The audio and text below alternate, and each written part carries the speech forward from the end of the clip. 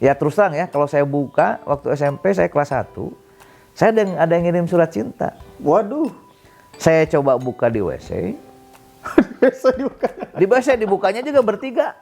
Di WC dibuka. Sama teman-teman, ini ada surat apa? Ke WC, saya takut kan. Begitu dibuka saya mau pingsan. Apa? Pernyataan cinta dari seorang perempuan. Mau pingsan? Ya, kenapa? Karena saya takut sama perempuan gitu kan. Aduh, gitu. Masya Allah, saya gini, ngambil pas gitu, sendal. Saya turun gini, saya kedorong. Begitu saya lihat ke atas, qadarullah ada kelompok laki-laki pakai ihram keliling ke saya, semuanya berpegang tangan menjaga saya. Sampai suara sama sekali nggak ada. Dan nggak dikenal? Yang dikenal. Yang paling parah itu saya, ya mohon maaf ya, disangka istri saya proyek banyak, proyek ada tapi uang nggak ada. Disangkanya nikah lagi katanya. Akulah para pencarimu ya Allah.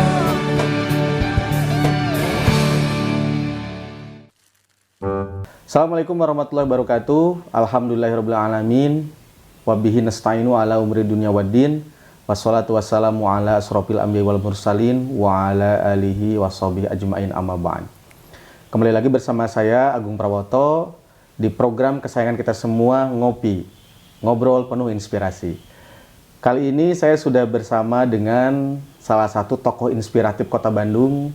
Beliau sekarang menduduki jabatan penting di DPRD Kota Bandung, yakni sebagai Ketua Komisi A DPRD Kota Bandung. Beliau adalah Mang Haji Rijal Khairul. Mang Haji, Mang Haji. Alhamdulillah. Assalamualaikum warahmatullahi wabarakatuh. Waalaikumsalam warahmatullahi wabarakatuh. Alhamdulillah ini Mang Haji ada menyempatkan waktunya untuk kita ya, untuk teman-teman di Ngopi bisa sharing-sharing tentang perjalanan kehidupan Mang Haji dari mulai Mang Haji dilahirkan sampai sekarang menjadi tokoh inspiratif Kota Bandung. Mang Haji, gimana persiapan Mang Haji untuk 14 Februari Mang Haji ini? Ya, persiapannya seperti biasa. Kita ikhtiar menjemput takdir dan selanjutnya kita serahkan kepada Allah Subhanahu wa taala. Kalau memang itu yang terbaik, insya Allah saya siap untuk menjalani amanah yang memang ini adalah senantiasa adalah amanah dari Allah Subhanahu wa taala. Itu sajalah. Mang Haji itu ini udah periode keberapa, Mang? Insya Allah sekarang saya baru 2 periode, insya Allah sekarang untuk yang ketiga kalinya. Berarti 2014 sampai 2019. Betul. 2019 sampai 2024. Betul. Dan sekarang pencalonan yang ketiga berarti. Insya Allah. Oke. Nah, Mang Haji itu di Dapil 6 teman-teman semua, meliputi kecamatan Babakan Ciparai, Bandung Kulon, dan Bojongloa Kidul. Oke.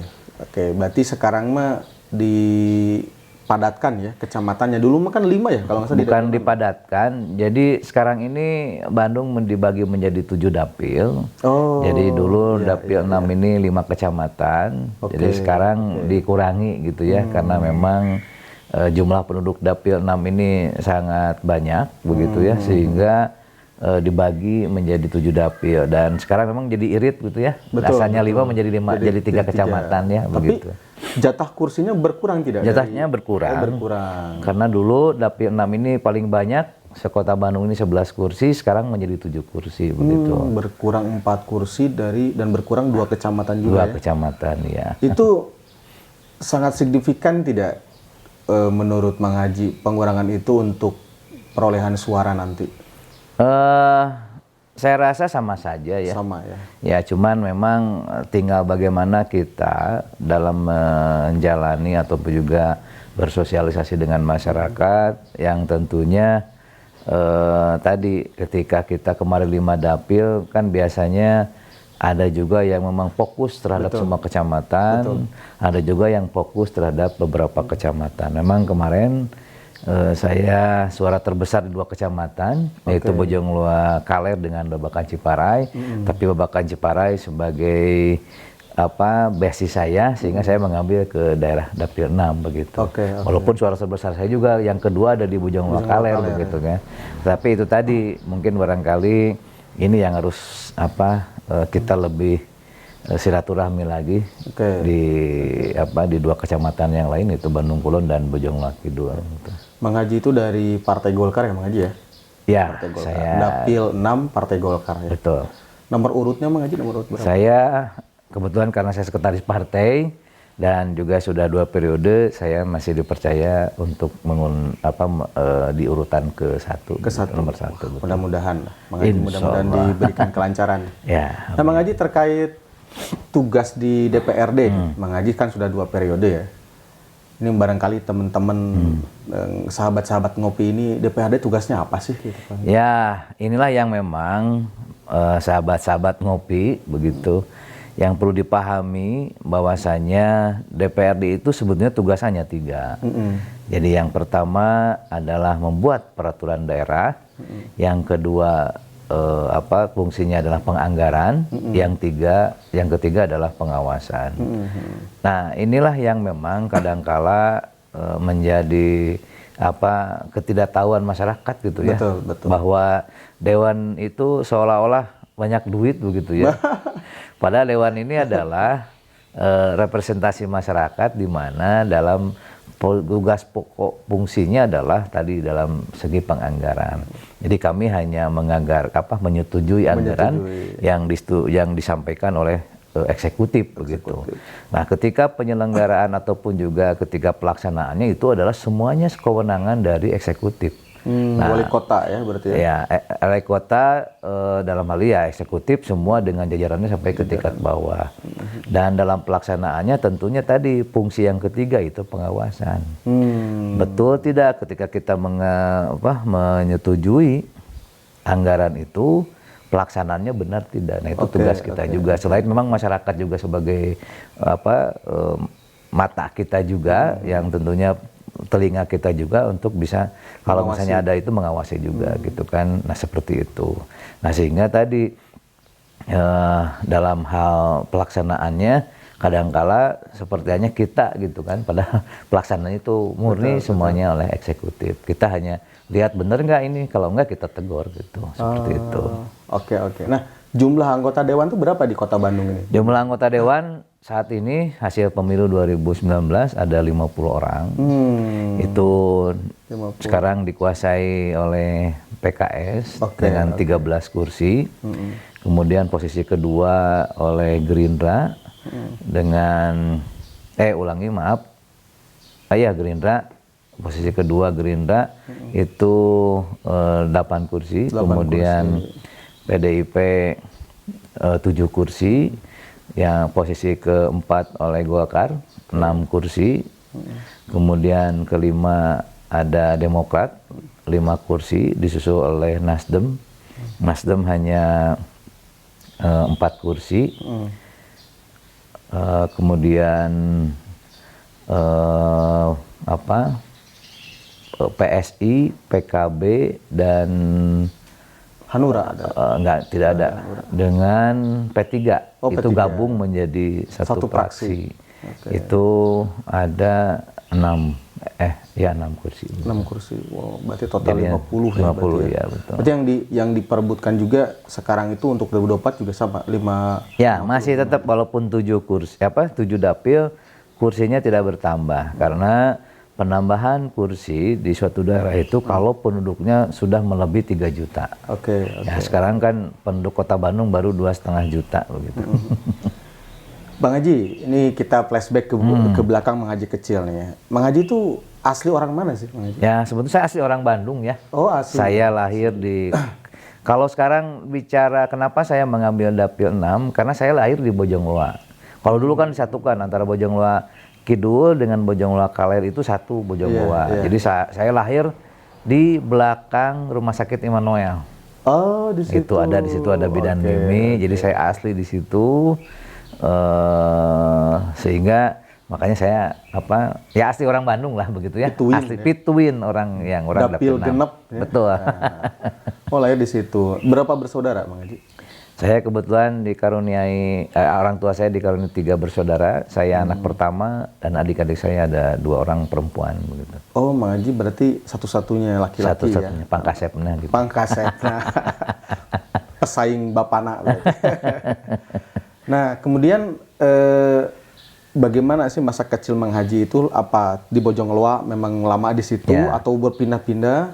Ya, saya lahir di situ dan kebetulan orang tua saya juga di Lewi Panjang, begitu ya. Jadi dulu memang di sekitar situ saja. Jadi saya di situ sekolah juga di situ, gitu kan. Jadi saya ya lahir di Nyengseret, kemudian rumah saya di Lewi Panjang, memang Nyengseret itu juga jalan Lewi Panjang juga, begitu ya. Dan di lingkungan itu sehingga saya dulu dari kecil itu bolak-balik Nyengseret karena nenek saya di Nyengseret, begitu ya. Kemudian saya sekolah di TK Citarip Barat yang di daerah Citarip. Kemudian sekolah SD-nya di SD Babakan Tarogong 2. Bentar, rumah orang tua di Lewi Panjang tadi tuh? Ya, rumah orang tua di Lewi Panjang. Di Nyengseret? Ya, jadi saya selalu ke sana lah gitu. Kemudian SMP-nya di SMP Negeri 21 dan SMA-nya di SMA Negeri 17. Jadi saya lingkungan di situ aja lah. Nah, kan kalau kita berbicara tentang kepemimpinan, berarti kan di sana ada proses pembentukan leadership ya. Oh ya. Mang Haji itu dari kita jangan ngomongin TK, kalau TK kan terlalu kecil ya, SD lah. Apakah SD jadi ketua murid atau apa gitu? Jadi gini, sebetulnya saya juga heran tapi juga nggak tahu ya. Saya waktu TK juga sebetulnya kalau baris atau ada kegiatan kesana saya pingin paling depan. Oh. Ya, pingin paling depan. Dari TK itu. Ya, tapi saya orangnya pemalu. Oh. Walaupun gitu, tapi saya nangis sebenarnya waktu TK. Saya nangis karena saya disimpan di belakang gitu ya. Saya pingin di depan, saya coba nangis. Saya nangis, kemudian juga nangis ya. Waktu SD juga saya orangnya pemalu, bahkan saya dikatakan orang cengeng lah ya. Waktu SD itu. Ya, SD itu saya cengeng. Nggak anak mami, saya orangnya sensitif lah ya. Oh, sensitif. Jadi ketika ini makanya saya dulu sempat orang disebut paling cengeng lah ya begitu. Karena setiap ada yang memang menyentuh perasaan saya langsung nangis begitu ya. Walaupun ya saya kalau di SD saya nggak jadi KM, tapi saya selalu saya bergaul membiasa saja begitu ya. Tapi saya sempat menjadi entrepreneur juga waktu SD sih. Maksudnya masa anak SD berbisnis ya? Berbisnis. Saya dulu walaupun di SD, saya paling apik begitu ya. Kemudian saya ketika pergi sekolah saya dibekali jualan jagung atau popcorn. Sama orang tua? Ya, saya sengaja beli. Saya bawa sengaja ke sekolah. Saya jualin di sekolah. Jadi saya dari SD sudah jadi entrepreneur kecil-kecilan gitu. Punten ya, Mang Haji, perekonomian keluarga pada saat Mang Haji SD gimana? Ya cukup lah, karena ayah saya dulu asalnya dari honorer, kemudian jadi pegawai negeri begitu PNS ya. PNS. Jadi saya juga nggak tahu ya waktu itu. Kalau dulu zamannya ada juga teman-teman itu jualan dulu ada mie instan yang kita kremes gitu ya, jualan gitu, seperti itu. Orang lain jualan, saya juga ada jualan apa. Saya coba ngomong ke ibu saya dibuatin oleh ibu saya popcorn. Kemudian tiap malam kita bakar pakai lilin gitu ya. Ya, saya jualin berapa ya, saya lupa waktu itu. Tahun 80 ya pasti. Ya, kurang lebih tahun 80-an saya coba jualin. Tapi kadang-kala karena rasa malu saya tapi bisa menggunakan coba bantu oleh teman. Misalnya gini, tolong jualin lah. Anda jual 10, kasih saya 1 gratis begitu. Oh. Seperti itu. Reseller juga. Ya. Reseller, dan itu memang terus-menerus lah saya coba untuk menjadi entrepreneur begitu. Jadi termasuk di SMA juga saya juga sama begitu. Nah itu masih SD nih, masih SD nih. Tadi kan uang jajan berapa sih dulu? Nah saya itu nggak ingat, saya cuma dikasih kurang lebih 100 rupiah ya mungkin ya. 100 rupiah itu kalau zaman sekarang seminggu itu.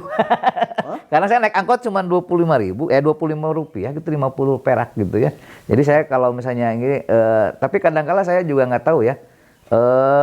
Ketika saya naik angkot kan dari Lewi Panjang turun dulu itu kan belok ke Kopo, diturunin saya tiap bayar malah nggak diterima bayarannya. Karena dekat. Ya nggak tahu ya, saya jadi pas mau bayar udah nggak usah turun gitu. Jadi saya nggak, malah tadi ketika saya jualan popcorn itu, saya pulang sekolah itu suka ngitung hasil penjualan saya. Karena apa? Takut hilang uangnya. Jadi misalnya ini di saku itu misalnya ada 1.000 gitu ya. Iya. Saya sambil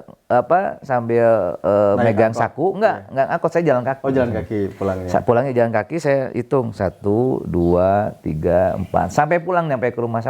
Karena apa? Saking apiknya saya takut hilang tuh 1 rupiah pun gitu. Saya hitung begitu. Oke, itu disetorkan ke orang tua. Ya, mama. setorkan.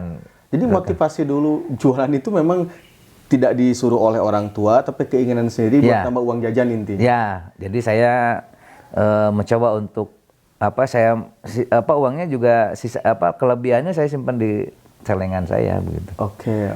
Itu hasil jualan itu pernah dibelikan barang apa sih yang paling berkesan? Dulu. Apa ya? Saya lupa sih kalau itu ya. Game nggak ya? Video game gitu? Enggak. Saya kadang-kala dulu karena orang tua saya cukup lah ya, bukan cukup. Maksudnya lihat kalau tetangga waktu itu kan punya Nintendo lah dulu ya.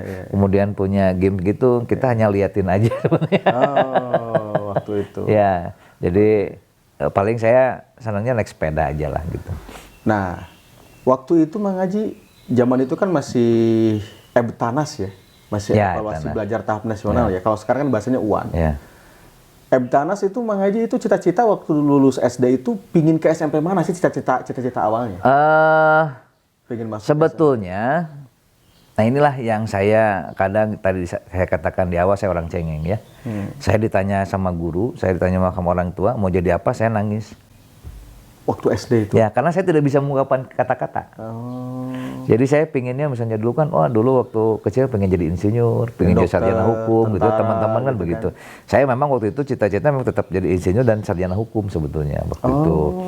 Cuman nggak berani untuk mengungkapkan. Jadi ketika katanya malah nangis gitu. Malah ya terus terang lah, saya waktu SMP juga paling takut sama perempuan. Karena saya orangnya malu ya. Jadi kalau misalnya saya lagi jalan, di depan ada teman saya, itu kenal, saya gak berani nyapa. Saya lebih baik nyebrang dulu, baru disusul, baru nyebrang lagi. Saking gak maunya untuk ngobrol begitu ya. Introvert berarti ya? Saya kalau dibilang introvert enggak, tapi karena mungkin saya nggak tahu harus ngomong apa begitu ya. Termasuk ketika ada telepon berdinding sebelah pun saya nggak berani ngangkat. Karena saya nggak tahu harus ngomong apa gitu. Itu perjalanan saya ketika kecil begitu ya. Padahal ketika SMP juga sama. Saya disuruh jadi ketua OSIS, saya kabur. Padahal saya jadi ketua kelas. Saya ketika SMP jadi ketua kelas dari kelas 1 sampai kelas 3.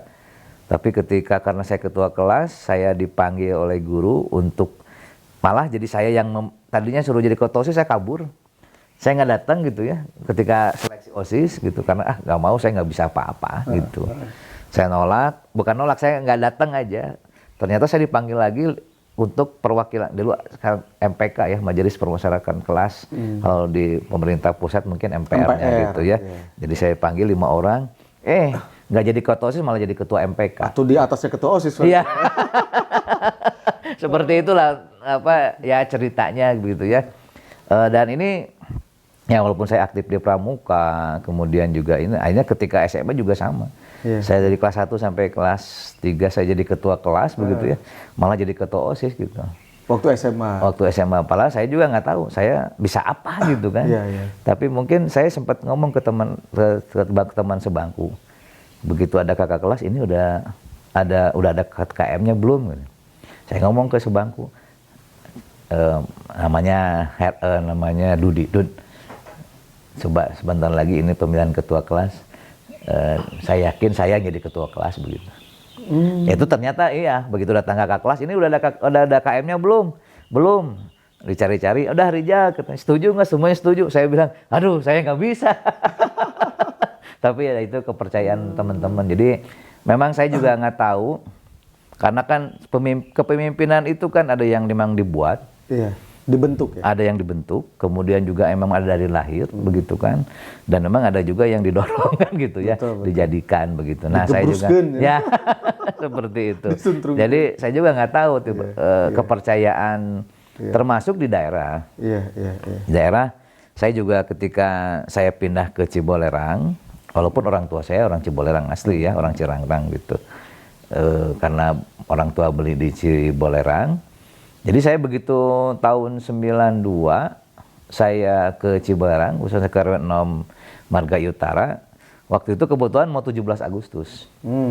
Saya diundang sebagai pemuda, malah terpilih jadi ketua Karang Taruna RW 06. Itu waktu Margai SMA Utara, berarti? SMA ya. Saya bilang, aduh, saya itu sempet ya waktu sekolah dulu, waktu SMP, kemudian waktu SMA, SMP lah saya juga, saya pingin pindah sekolah. Kenapa? Karena saya selalu jadi ketua kelas. Aduh, saya pingin, nggak usah lah gitu jadi ketua kelas gitu kan. SMA pun juga sama, saya pingin pindah waktu itu, alasan ditanya sama orang tua, kenapa pindah? Nah ini jadi ketua kelas terus, akhirnya kata orang tua, kemanapun Rija pindah, kalau orang sudah percaya, kalau orang sudah ini, maka orang akan mempercayakan sebagai seorang pemimpin gitu. Akhirnya ya udahlah, saya lanjutkan di situ gitu. Walaupun tadi ditanya oleh Mas Agung kaitan dengan pingin cita-cita kemana sih sekolah gitu kan. Jadi ketika saya dapat NEM, memang tidak begitu besar. Saya sih pinginnya sekolahnya ke SMP 2, SMP 5 gitu ya, SMP 3. Cuman waktu itu saya masuknya ke SMP 21 gitu, Qadarullah-nya gitu, ke negeri ya. Jadi saya dari SD sampai SMA negeri terus gitu. Cuman waktu SMA memang saya sebetulnya didaftarin 2, saya masuk ke SMA 21 sampai 17. Tapi karena saya sakit, waktu itu kebetulan orang tua saya lagi ke Mekah, udahlah yang deket di 17 aja gitu. Ya udah akhirnya saya di SMA 17. Dulu role model siapa sih kok pingin cita-cita pingin jadi insinyur sama sarjana hukum itu Ya. ngelihat siapa gitu? Sosok siapa gitu? Saya nggak lihat sosok siapa-siapa sih sebetulnya. Cuman karena itu tadi, makanya tadi di awal saya katakan, saya ditanya cita-cita malah nangis gitu. Karena apa? Bingung saya mau jadi apa. Karena apa, teman-teman ada yang pengen jadi sarjana hukum, pengen jadi insinyur, sedangkan saya nggak tahu saya harus jadi apa. Berarti gitu kan. ngikutin temen mungkin pada Ya, saat gitu. itu Tapi saya juga akhirnya ya ketika kuliah juga sama, orang tua mintakan. Tadinya orang tua mengharapkan karena kakek saya seorang tentara, begitu ya. Mau masuk tentara.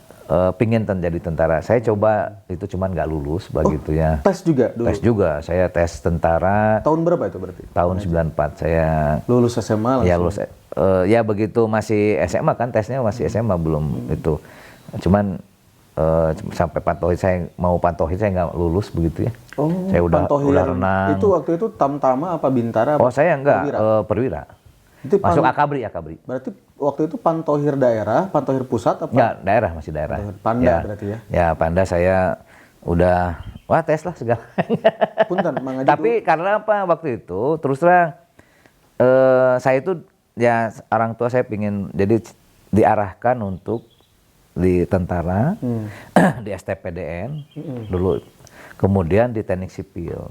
Itu maksudnya. Jadi, kenapa tentara? Supaya dia paling tidak penerus lah, cucu pertama gitu ya dari kakek saya, laki-laki, supaya udah cobain jadi tentara begitu. Cuman qadarullah ketika keluar NEM saya tidak memenuhi angka gitu sebetulnya. Jadi tesnya udahlah, udah nggak masuk NEM-nya gitu. Akhirnya saya berhenti gitu.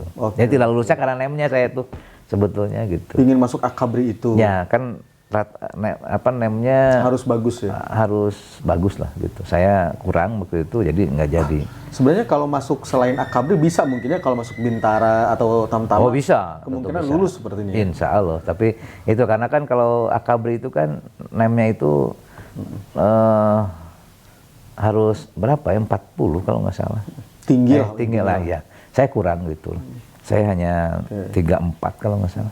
Nah, sahabat-sahabat ngopi, jadi tentara itu memang tingkatannya ada yang paling bawah itu sekolah itu Tamtama. Itu nanti kalau lulus pangkatnya itu Palang. Prajurit. Prajurit. Ya. Prajurit. Kalau Bintara itu pangkatnya itu nanti sersan. Nah, yang paling tinggi itu perwira, yang Mang Haji daftar itu pangkatnya letnan itu. Gitu. Oh, jadi Jadi itu lah, sempat saya pengen jadi disuruh jadi tentara begitu ya, tapi nemnya tidak memungkinkan, makanya tadinya saya juga ya mau tes lagi tadinya tahun depan, tapi nggak jadi. Gitu. Oke. Nah, keburu kuliah. Setelah tadi saya pingin sedikit ini tentang percintaan ini. Kan ini ngobrol ngopi ini biar sesuatu hal yang memang belum pernah diobrolkan di tempat yang lain kita tanya. Mang Haji, kapan sih pernah punya rasa ke lawan jenis gitu? Ya, normal namanya manusia Mang Haji ya. Betul. Manusia. Jadi gini, saya itu tadi di awal, saya paling takut sama perempuan sebetulnya. Dari SMP tadi ya waktu itu. Ya, saya paling takut. Malah kalau perlu saya sampaikan, ketika saya SMP, ada yang nyamper ke rumah, saya nggak berani nyamperin. Saking takutnya dan nggak bisa ngobrol. Gitu. Oke. Jadi ada yang telepon. Ya terus terang ya, kalau saya buka waktu SMP, saya kelas 1, saya ada yang ngirim surat cinta. Waduh. Saya coba buka di WC. Biasa dibuka. Di WC dibukanya juga bertiga. Di WC dibuka. Sama teman-teman, ini ada surat apa? Ke WC, saya takut kan. Begitu dibuka saya mau pingsan. Apa? Pernyataan cinta dari seorang perempuan. Mau pingsan? Ya. Kenapa? Karena saya takut sama perempuan gitu kan. Aduh. Gitu. Jadi, ini mencetak, tapi saya udah tahu orangnya siapa. Cuman dia ada tanda tangan gitu ya, inisial gitu. Tapi saya tahu orangnya begitu. Malah ketika SMP pun, saya itu ketika SMP juga, saya itu kakak kelas ada juga yang nyatain cinta. Jadi saya tuh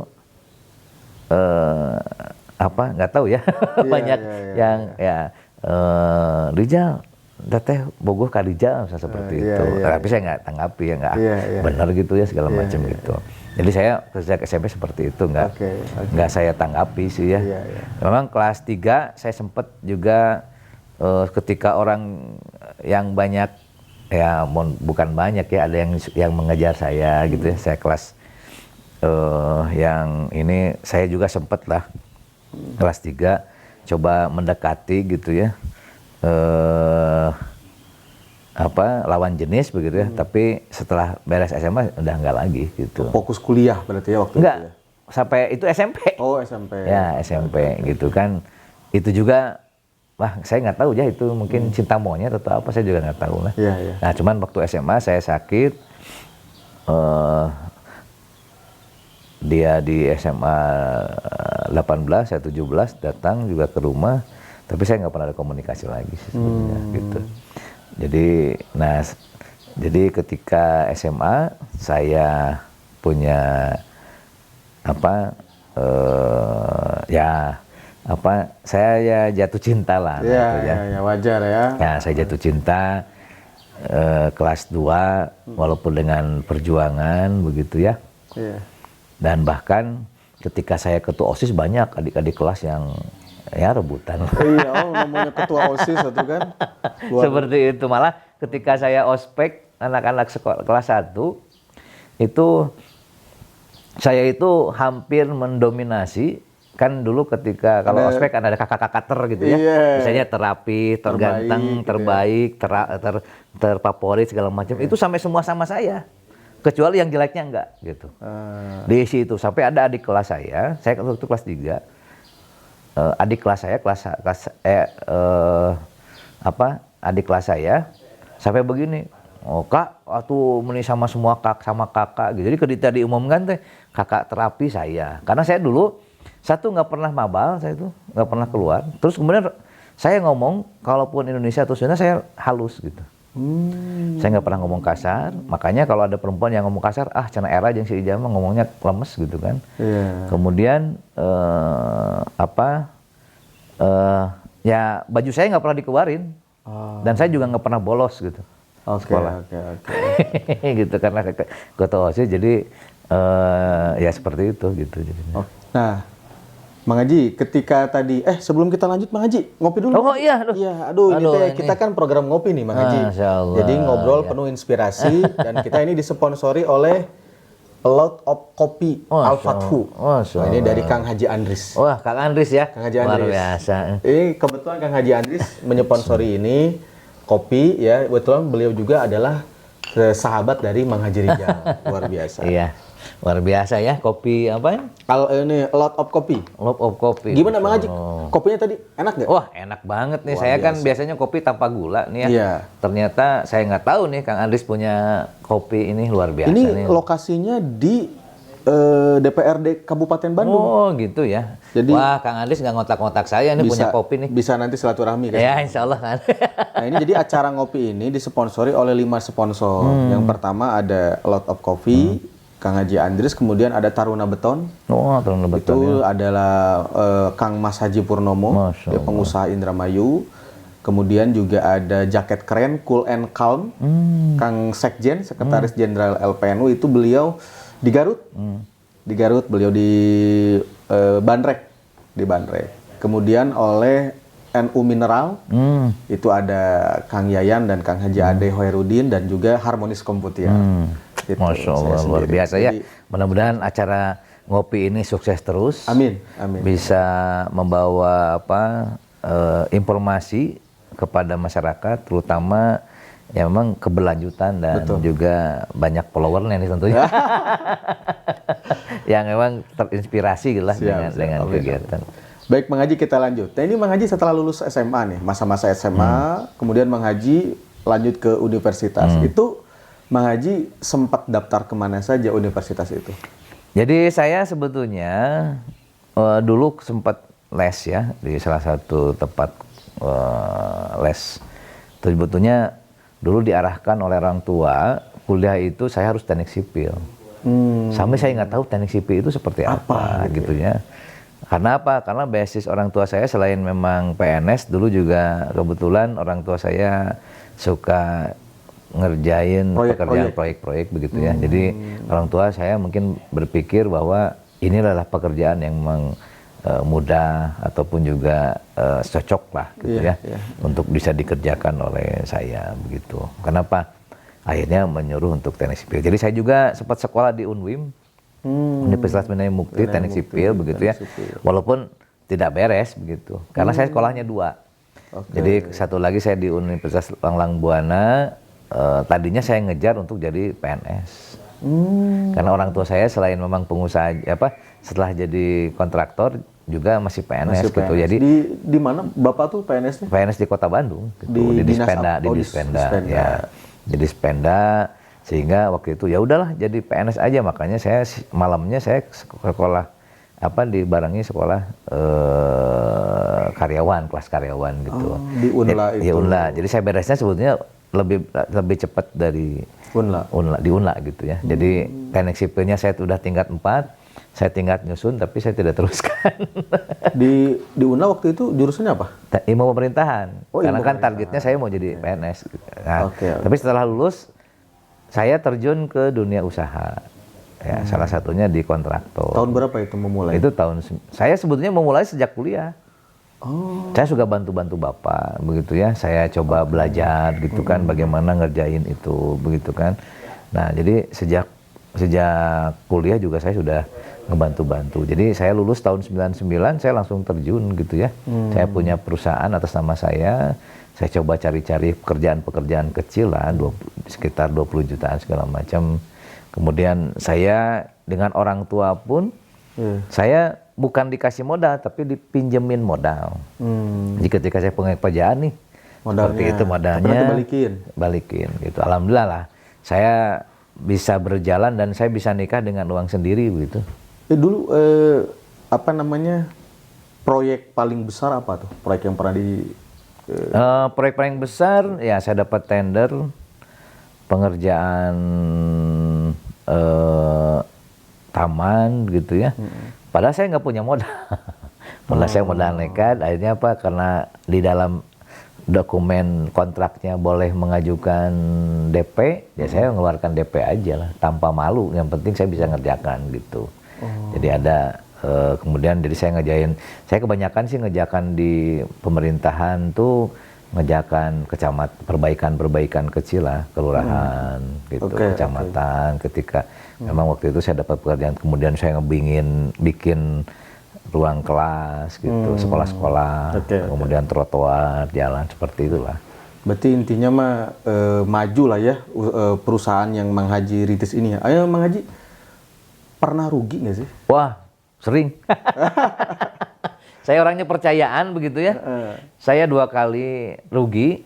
Berapa nominalnya Bukan rugi. kalau bisa disebutkan? Wah, lumayan besar sih ya. Makan saya lebih ketika dipercaya oleh seseorang, ketika saya untuk dapat pekerjaan itu begitu ya. Saya sempat jatuh tahun 2004. 2004 saya kurang lebih 700 juta begitu ya. Saya sempat kehilangan ya semangat begitu ya. Kemudian jadi saya itu sampai begini, biasanya kan saya kan ke Mekah tahun 2003. Saya 2003 punya historis keajaiban yang saya pernah alami begitu ya. Dan saya kadang-kala begini, orang biasanya kan orang pulang Mekah dari Mekah ekonomi mah tambah banyak gitu ya. Nah, saya diuji oleh Allah ketika pulang dari Mekah 2003, saya 2004 itu saya kena musibah. Satu, ada yang masuk ke rumah, diambil semua perhiasan isi segala macam, kurang lebih tahun 2004 itu. Kurang lebih emas belian segala macam keambil lah sama itu. Itu tinggal di mana dulu waktu itu? Dulu di Kopo juga, di Kopo Sari, di Kopo Mas. Jadi itu kena ada yang masuk, jadi saya habis. Kemudian kena tipu juga proyeknya, saya ngeluarin ini proyeknya nggak ada. Itu kurang lebih jadi 700 jutaan lah gitu. Saya tadinya berpikir, aduh biasanya orang yang paling gitu mungkin Allah mencoba saya. Kemudian 2008 saya juga sama, saya usaha segala macam, saya kerjasama dengan seseorang, malah dipakai dia. Bahkan sekarang juga dia adalah berani muncul lagi nyalonin gitu ya. Nyalek padahal hutang ke saya juga belum beres. Itu kurang lebih 800 jutaan saya. 2008 pernah nipu Mang Haji 800 juta. Enggak, jadi dia kerjasama dengan saya, uang saya, modal saya dibawa, untungnya juga dibawa. Malah sekarang ada nyalek sih sebetulnya kalau saya buka gitu ya. Itu kurang lebih enggak ada. Kalau dari dia sih cuman kalau sama-sama untung bisa lumayan lah ya. Bisa 5 juta, tapi saya ya kurang lebih 300 jutaan bagi dia. Tapi yang paling parah itu saya ya mohon maaf ya, disangka istri saya proyek banyak, proyek ada tapi uang nggak ada. Disangkanya nikah lagi katanya. Gimana ceritanya itu kok bisa istri punya pemikiran? Ya karena apa? Uang nggak ada, saya pulang malam segala macam. Terus proyek ada, kok kemanain uangnya gitu. Jadi sempat istri saya ketika saya sholat bareng berjamaah, sholat subuh tiba-tiba nangis. Kenapa? Jujur katanya. Nikah lagi nggak katanya gitu. Ya Allah, saya bilang informasi dari mana ya, kan uang nggak ada gitu, segala mana kemana aja gitu. Saya karena kalau setiap permasalahan saya jarang ngobrol dengan istri karena saya tidak mau membebani istri lah untuk permasalahan-permasalahan yang ada gitu Mas Agung. Jadi saya pokoknya akhirnya saya kaget gitu, istri saya ngomong tiba-tiba nangis, bilang supaya saya jujur, nikah lagi atau enggak. Waduh, ini kemana nih? Saya orangnya dari dulu kalau udah satu ya udah satu lah, cukup lah gitu insyaallah. Jadi ketika masa suram itu tuh uang nggak ada ya, maksudnya ketipu tadi ya, dibawa kabur sama temen, istri berpikiran Mang Haji itu nikah lagi ya, karena betul. Uang nggak ada, uang nggak ada segala macam ya. Mungkin kalaupun itu ada di posisi saya mungkin sama-sama juga nih seperti itu. Ya sempat saya nggak kehilangan arah, banyak yang lagi segala macam yang sambil beginilah. Yang saya sedihnya itu uangnya tidak dipakai sama saya. Iya pasti kan dibawa orang gitu kan ya. Terus ada juga saya juga pinjam ke orang lain, akhirnya nagih ke saya gitu kan. Seperti itu. Banyak hal yang memang saya sempat down lah ya. Berarti kalau seperti itu Mang Haji melunasinya ke orang saya melunasi. Besar itu Mang Haji? Ya lumayan. Jadi saya coba cicil gitu ya. Oke. Ada pekerjaan juga, misalnya saya kerjain, saya ngutang ke material gitu ya. Ketika beres, si orang yang punya, saya kan kerjasama. Si orangnya bilang ini rugi katanya gitu. Cairnya ke perusahaan dia. Asalnya pakai perusahaan saya. Begitu beres, perusahaannya diganti, cairnya ke sana ya sudah, saya nggak bisa apa-apa. Sedangkan ke material belum dibayar, ya saya harus bayar gitu. Saya tidak melakukan membayar yang tidak saya ambil begitu. Itulah pengalaman pahit saya sampai saya ya mohon maaf ya, saya pergi pagi pulang malam untuk apa? Satu, menghindar karena saya banyak yang nagih begitu. Karena yang saya itu gini, mau dibayar pakai apa?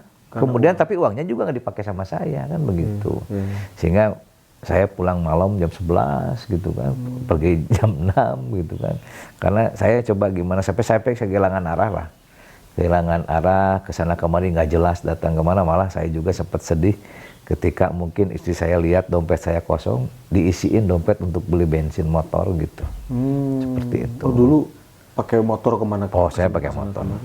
Pakai motor kemana-mana sampai nggak puguh kemana perginya itu gitu. mengaji tuh nikah tahun berapa sih? Saya nikah tahun 2001. Oh, 2001. Berarti 25 tahun ya usia Ya. 25 nikah ya? Ya, beres sekolah ya. Okay.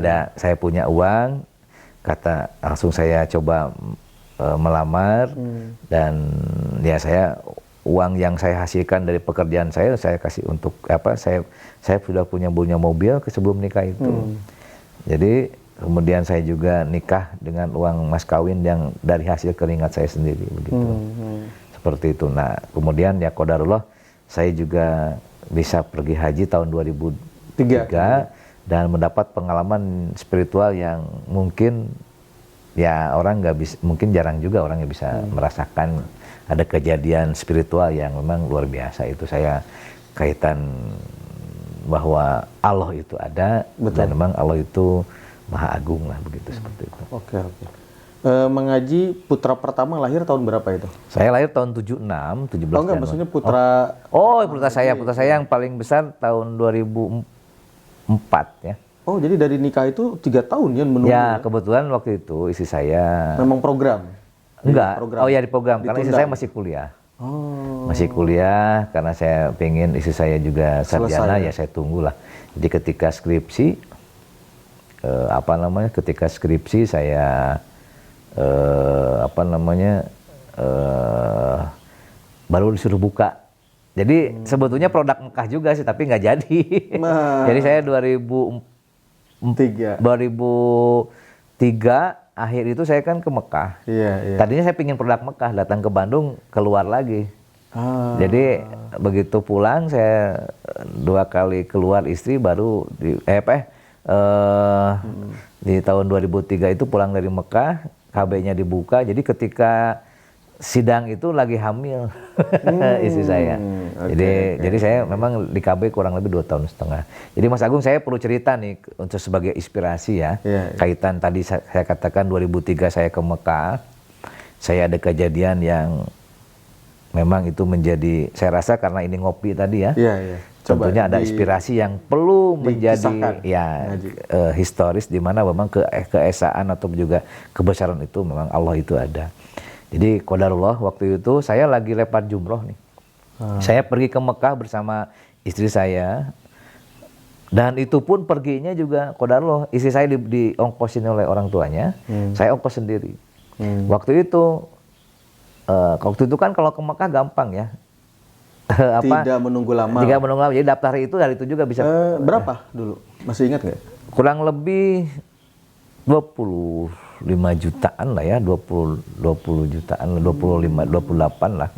Jadi saya itu waktu itu sudah mau didaftarkan tapi uangnya belum ada.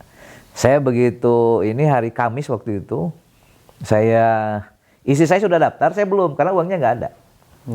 Kata bapak saya untuk supaya membentengi Ijal harus ke Mekah dulu. Supaya apa? Kalau sudah haji mah pirah kurik baong lah gitu kasar nama. Jadi akhirnya saya disuruh daftar haji walaupun uangnya belum ada. Hari Kamis saya ditelepon oleh teman saya karena lagi pencairan waktu itu. Jal, sini hari Rabu saya belum cair, hari Kamis juga belum, hari Kamis sore saya ditelepon oleh teman saya. Jal, ini alhamdulillah saya dapat SP2D. Alhamdulillah, berarti saya jadi. Ketika itu hari Jumat saya ke bank, saya cairin, saya langsung bayarin ke bank untuk daftar haji.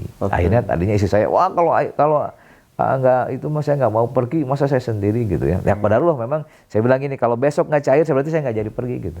Tapi qadarullah waktu itu saya daftar langsung dijadwalkan tahun depan waktu itu dia di bulan apa saya lupa, jadi langsung itunya udah saya pergi langsung udah pergi. Nah di sana saya ketika lempar jumroh, nah saya pergi sama adik saya, sama bibi saya, adiknya bapak, sama istri berempat.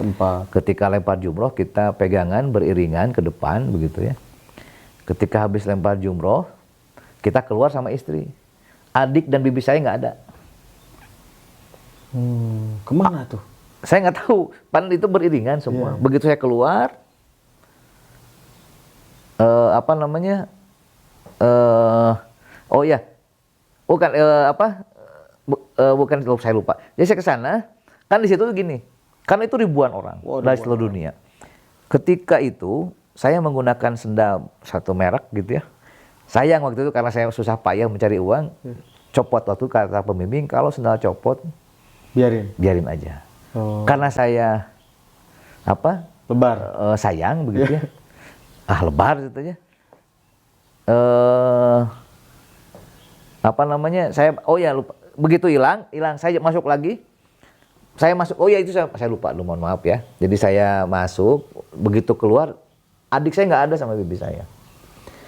Akhirnya saya masuk lagi, nyari. Sendal saya copot satu. Karena desakan, copot satu, saya ambil. Mau ambil, satu lagi saya jongkok. Qadarullah waktu itu. Keinjek-injek? Bukan. Ada sekelompok orang yang tiba-tiba itu mengelilingi saya. Setelah mengelilingi saya, nggak ada suara sangat sepi. Kemudian saya lihat sampai beberapa detik kenapa saya katakan keajaiban? Karena itu beberapa detik seperti kalau di video itu di pause gitu. Hening semua. Masya Allah, saya gini ngambil pas itu, sendal. Saya turun gini, saya kedorong. Begitu saya lihat ke atas, qadarullah ada sekelompok laki-laki pakai ihram keliling ke saya, semuanya berpegangan tangan menjaga saya. Sampai suara sama sekali nggak ada. Dan nggak dikenal? Ya dikenal. Siapa gitu ya? Itu mungkin beberapa detik lah. Begitu saya ambil sendal, saya lihat ke sana, saya sempat gini, kan itu nggak mungkin lah, itu lagi Haji Akbar lagi. Bukan ribuan, jutaan gitu kan. Jutaan ya. Itu kan saya di bawah, kalau sekarang kan bertingkat, kan di bawah. Walaupun waktu itu ada satu di atas, saya di bawah. Itu semuanya ke sana, saya lagi Haji Akbar. Begitu saya gini, saya sempat gini. Begitu saya sadar, saya berdiri, langsung begitu lagi. Nah, saya langsung begitu lagi, saya keluar. Saya sempat tertegun sebentar. Ya Allah. Inilah mungkin kuasa Allah. Kan itu bisa meninggal kalau keinjakan ya, segala macam. Kemudian juga kuasa Allah bisa menghentikan waktu lah, kasarnya kan seperti itu. Mempaus. Ya, tadi kalau katakan paus. Subhanallah, saya bilang ini Allah Maha Besar dengan segala kuasanya gitu ya. Saya sempat tertegun. Itu mungkin beberapa detik saya sampai gini dulu. Nah, caricing. Nah, itu kan semua gitu. Gak ada suara sama. Amun cek Sundana masih gak angkat tincak gitu ya. Itu udah aja. Itu satu. Kedua, inilah yang menjadi kadangkala memang kontan lah kalau di Tanah Suci itu. Betul. Saya itu kan biasanya kalau janjian dengan orang, ya walaupun saya datang. Misalnya janji jam berapa? Jam 5. Saya waktu SMA, waktu kuliah, jam 5 saya datang misalnya jam 10 gitu kan. Janjian. Tapi saya pasti datang. Ya menunggu orang lah. Ini qadarullah saya lagi di Madinah. Saya janjian sama adik saya sama istri saya. Saya di Madinah janjian sama adik saya sama bibi saya. Setelah sholat zuhur, kata saya nanti tunggu di sini ya. Kalau nggak salah dulu pintu 25 kalau nggak salah. Iya, saya nunggu. Nggak ada adik saya. Saya pergi ke hotel, nganterin istri, balik lagi asar saya. Habis asar nggak ada, saya balik lagi ke hotel. Saya nyari ke rekan-rekan yang sekamar, saya nyari ke rekan-rekan yang lain. Saya nanya adik saya, bibi saya nggak tahu, nggak ada yang lihat dan yang nggak tahu. Dulu HP belum terlalu ini ya dulu ya? Ada HP ada. Ada HP. Saya bawa HP waktu itu, cuma saya aja yang bawa. Oh, adik enggak. Enggak. Oh ya repot sih kalau kayak Udah gitu kan, udah gitu, saya kagetnya apa?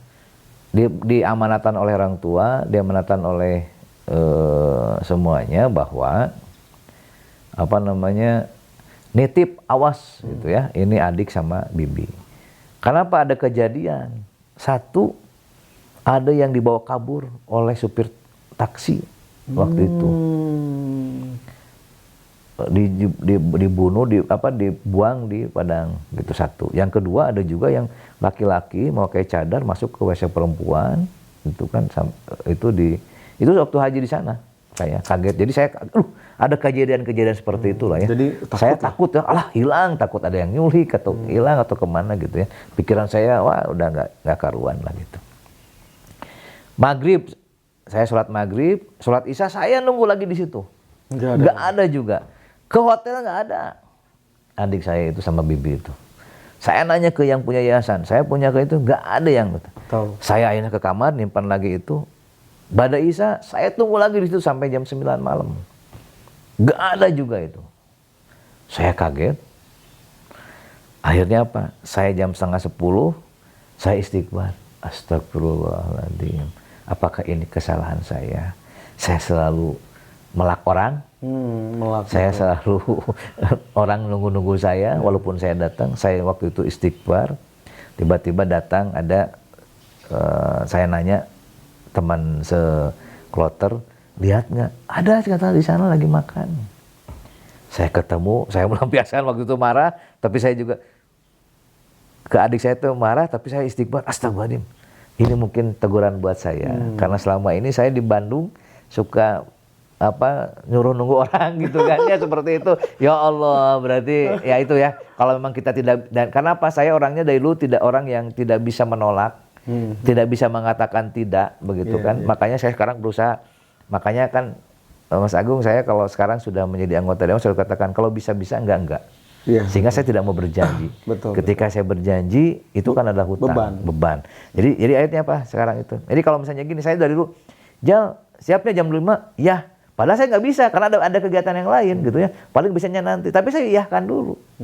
Karena orangnya saya nggak bisa nolak.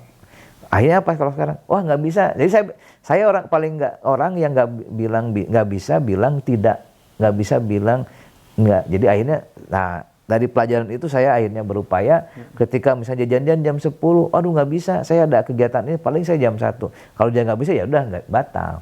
Kalau saya waktu itu kalau misalnya jam 9 nggak bisa bilang tidak pokoknya. Kalau misalnya disuruh nggak bisa bilang tidak. Itu aja kelemahan saya dulu. Malu gitu. mungkinnya segan ya. Segan. Bukan malu, nggak tahu ya, saya pokoknya nggak bisa bilang tidak aja. Kudu bisa pokoknya. Pokoknya iya aja dulu, walaupun nggak tahu seperti itu. Nah itulah yang memang akhirnya jadi bahan pelajaran saya. Nggak boleh orang dibuat menunggu begitu ya tanpa ada kepastian. Sehingga saya selalu menyatakan kalau bisa-bisa enggak. Kalau dulu bisa enggak? Bisa aja dulu. Nah kayak ada teman. Tapi kalau misalnya kalau sekarang bisa enggak? Nggak bisa. Ya udah nggak bisa. Sekeras apapun, sekecil apapun, contoh misalnya termasuk sama orang tua misalnya. Bisa enggak? Nggak bisa aja. Kalau dulu saya nggak bisa nolak gitu ya. Maksakeun ya udah. Walaupun telat gitu. Tapi itu kan membuat jantung berdebar. Dari zuhur sampai setengah 10 malam. Itu dia akhirnya pas saya tanya, ya ini katanya bibinya ngajak, udahlah nanggung, kita nunggu asar aja di masjid gitu. Jadi sholat asar. Udah sholat asar, dia nggak ke hotel juga, udahlah kita di masjid aja. Nunggu maghrib sampai isya, sholat isya, baru keluar dia makan ke restoran. Jadi baru makan jam 9 lebih, untuk pulang dari restoran 9:30, ketemu di jalan, saya sempat meluap gitu ya. Saya nangis deh, aduh atau ada, ambek ada gitu ya. Aduh ya Allah, saya bilang. Pas begitu adik saya juga nangis, karena apa? Mungkin saya lihat saya kayak marah gitu ya. Saya marah itu bukan karena kesal itunya, tapi satu kan sudah janjian gitu ya. Takut hilang, karena kan saya diberi beban gitu ya. Nah itulah akhirnya saya punya pelajaran bahwa Allah Maha Agung, Allah Maha Kuasa. Satu pelajaran yang menjadi inspirasi saya adalah kita jangan pernah mengenyampingkan keberadaan Allah itu memang ada. Allah bisa segalanya, dan tidak ada yang tidak mungkin bagi Allah. Sehingga tadi demi waktu gitu ya Mas, bahwa Allah bisa menghentikan waktu kan begitu. Betul. Ketika tadi kejadian saya waktu jumroh gitu ya, beberapa detik bisa menghentikan waktu orang, dan itu orangnya juga diam semua, gak ada yang ngomong. Saya nggak dengar sekecil apapun. Yang kedua, bahwa memang dalam kehidupan ini ketika kita jangan banyak berjanji. Ini ada kaitan dengan jabatan saya sekarang. Gitu kan. Betul. Ketika saya berjanji, ketika saya memang mengatakan itu harus benar, itu harus tepat, dan itu harus dilaksanakan. Iya. Ini adalah sebuah komitmen saya dalam kehidupan. Ketika saya pernah menjanjikan, ternyata misalnya tadi janji itu adalah harus ditepati, begitu ya. Karena apa? Orang menunggu. Iya. Itu kan seperti itu. Dan tentunya ada juga satu inspirasi buat saya adalah ketika saya, karena dulu sering saya suka usaha begitu ya, saya suka pinjam, atau juga misalnya contoh saya pinjam ke material, saya dapat inspirasi juga dari sahabat saya. Kata beliau, "Mang, upami urang gaduh hutang, segera bayar." Kenapa? Allah akan kontan juga waktu itu kalau kita tepat waktu membayar hutang, maka Allah akan memberikan rezeki kita lagi. Dan itu memang subhanallah saya merasakan sekali. Dulu saya ketika saya usaha, contoh misalnya Mas Agung ya, cairnya tanggal 20-an. Lumayan nanti aja tanggal 1. Ketika saya belum tahu riba. Lumayan lah kalau disimpan di bank, ngenap dulu kan lumayan. Ada lebihnya kan seperti itu. Walaupun nggak seberapa. Kecil. Kecil. Tapi lumayan lah. Akhirnya apa? Ketika saya misalnya cair tanggal 10 atau tanggal 20, nanti aja bayarnya tanggal 1. Tanggal 5. Karena apa? Kita tidak tahu bahwa orang itu yang kita pinjami, orang yang kita nganjuk gitu ya ke toko, kan dia lagi butuh.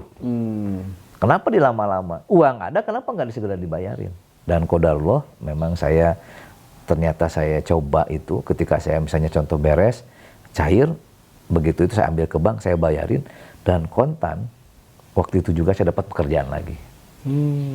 Kemudian saya coba ada hutang ke teman saya. Ya, saya bayar hutang, misalnya saya punya hutang 5 juta. Ternyata masuk lagi 10 juta. Tidak menunggu lama. Nah inilah yang memang menginspirasi kita kadangkala, orang yang punya hutang kadangkala, makanya kan dalam keterangannya juga kan ketika ada orang hutang ke kita harus mengingatkan kan gitu. Karena kita jadi dosa kalau tidak demikian gitu kan. Betul. Tapi kadangkala kan kita juga capek nangis-nangis terus kan gitu. Jadi malu kitanya nangis. Jadi malu kan seolah-olah seperti apa. Nah makanya ini adalah inspirasi yang mungkin teman-teman ngopi semua juga harus pahami bahwa hutang itu harus dibayar kan gitu. Hutang harus dibayar. Kita harus ingatkan, dan kita juga ketika berjanji juga itu adalah bagian dari hutang yang harus kita bayarkan begitu. Dan ketika ada seberapa pun ya harus segera kita bayarkan. Dan ini memang menjadi menginspirasi kepada saya bahwa memang Allah tidak akan menerima orang jenazah kita kalau kita punya hutang kan begitu. Rasulullah juga begitu kan. Ini masih berhutang, kalau hutang kita tidak bisa salatkan. Untuk segera dibereskan dulu masalah-masalah hutang piutang itu. Makanya tadi saya kadangkala orang yang begitu mudah seseorang menyatakan pinjam gitu ya, tapi ketika orang itu pinjam lupa akan bayar. Beliau ketika mau pinjamnya, seseorang itu siang, malam, pagi, sore datang ke kita, ngejar-ngejar kita, nelpon, datang segala macam. Ketika sudah diberi lupa. Betul. Ya kan seperti itu. Kita kan sebetulnya ya minimal ada bahasa lah ya, mohon maaf belum ada segala macam kan kita juga tahu. Misalnya dia belum ada, tapi kan jadi jangan seolah-olah kita ngejar-ngejar terus kayak debt collector kan begitu. Nah itulah mungkin salah satu memang tadi inspirasi yang memang perlu kita pahami bersama berkaitan dengan beberapa kegiatan yang memang tentunya akan berpengaruh terhadap kehidupan kita. Jadi insya Allah itu pasti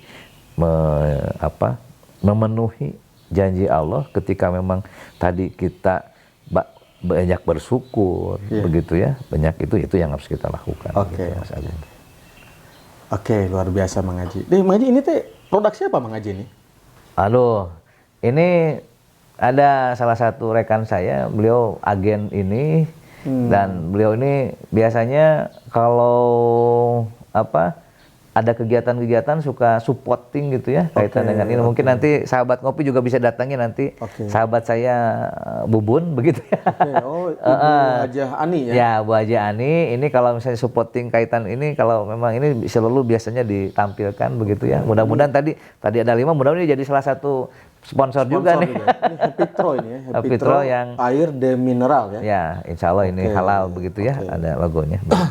Nah, Mang Haji, sekarang saya ingin masuk terkait Mang Haji ketika pencalonan jadi DPRD ya. Yang pertama ya. Itu prosesnya gimana Mang Haji? Kan Mang Haji kan maksudnya itu yang pertama biasanya kan deg-degan ya. Terus target suara berapa, kemudian mencapai suaranya berapa gitu. Tapi sebelum itu saya ngopi dulu ya. Oh iya, siap Mang Haji. Iya ini sahabat ini ngopi. sahabat ngopi. Lot of Coffee. Nah itu Masya Allah. Baik, Mas Agung. Jadi sebetulnya proses pencalonan saya sebagai anggota DPRD prosesnya begitu panjang. Kenapa katakan panjang? Karena saya dari bawah. Saya perjalanan politik saya, perjalanan karir saya di bawah. Saya tidak ujug-ujug langsung di atas. Iya. Walaupun waktu itu saya sebagai ketua forum pemuda mahasiswa Partai Golkar Jawa Barat gitu ya. Saya juga diawali dari saya bendahara partai di kelurahan. PL ya. PL. Waktu itu Komlur, kalau Komlur.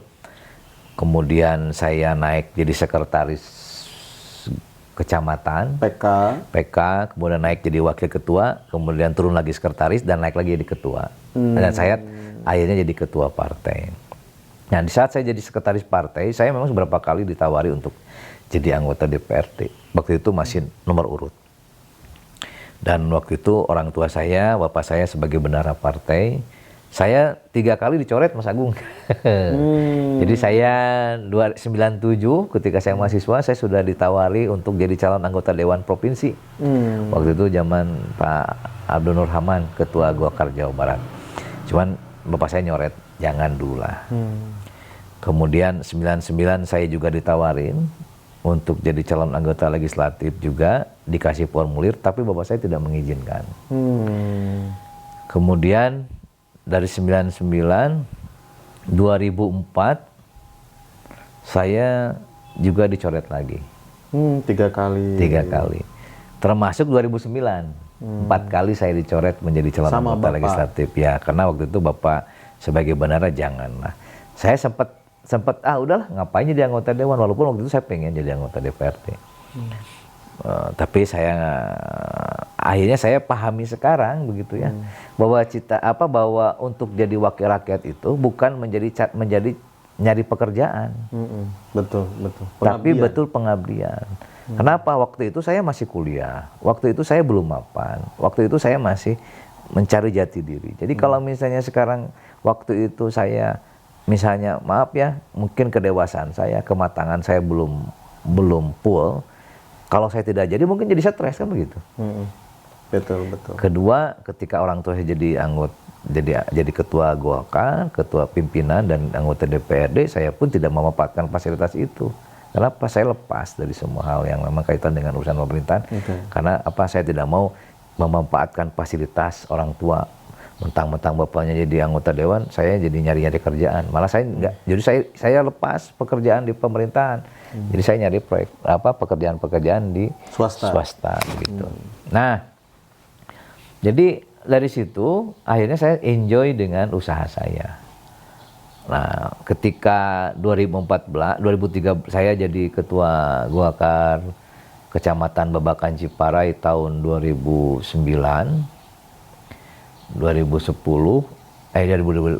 saya jadi ketua Golkar Kecamatan. Saya banyak bergerak untuk mengumpulkan masyarakat, mengedukasi masyarakat dengan keterbatasan saya. Saya nggak punya duit, gitu kan. Bahwa perjuangan ini adalah perjuangan memang tidak bisa instan.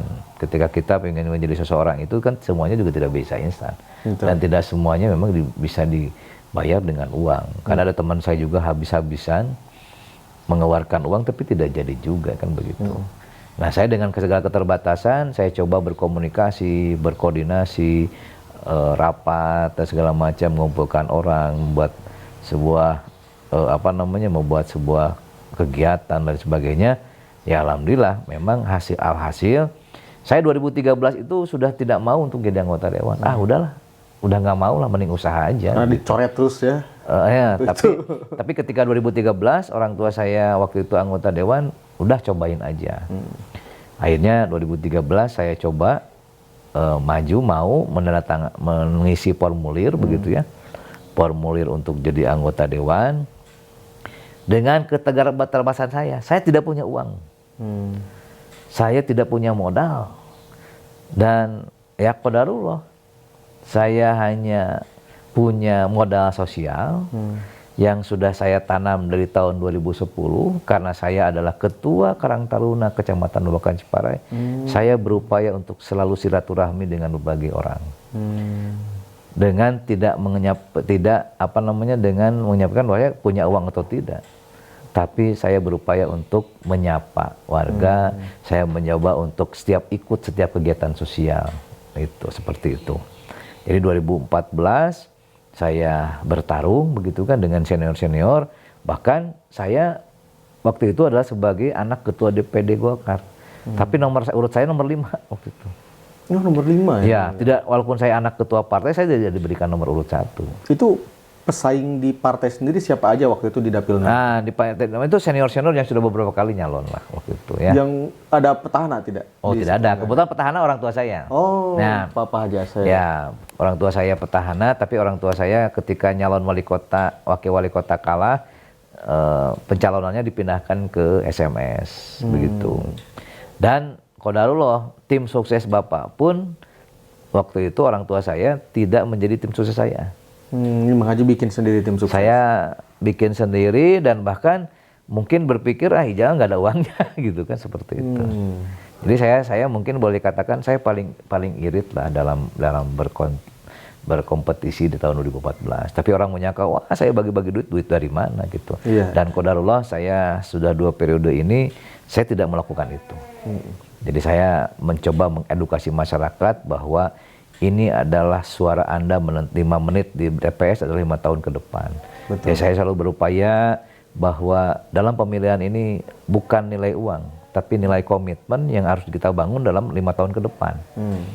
Jadi kalau kita berbicara nominal, kita berbicara pragmatis, maka permasalahan selesai di hari itu. Dan saya coba membangun sebuah komunikasi, saya membangun sebuah mindset kepada masyarakat bahwa saya turun ke sini bukan untuk hari ini, tapi untuk 5 tahun ke depan. Betul. Sehingga apa? Masyarakat sekarang ini kan mencoba misalnya pragmatis, nggak bawa apa-apa, nggak segala macam, ya mangga. Saya ketika saya datang ke masyarakat, saya hanya minta doa, saya hanya minta dukungan. Saya bukan berarti take and give, misalnya saya kasih uang atau saya kasih sembako, mereka milih saya. Saya nggak mau begitu. Tapi saya mencoba turun ke masyarakat dengan apa adanya. Kalau kerasa program saya, kalau kerasa kedekatan saya, ya pilih saya. Tapi kalau tidak, ya jangan. Kalau tidak ada kemaslahatan, tidak ada kebermanfaatan, kalau saya ada maslahatnya jangan.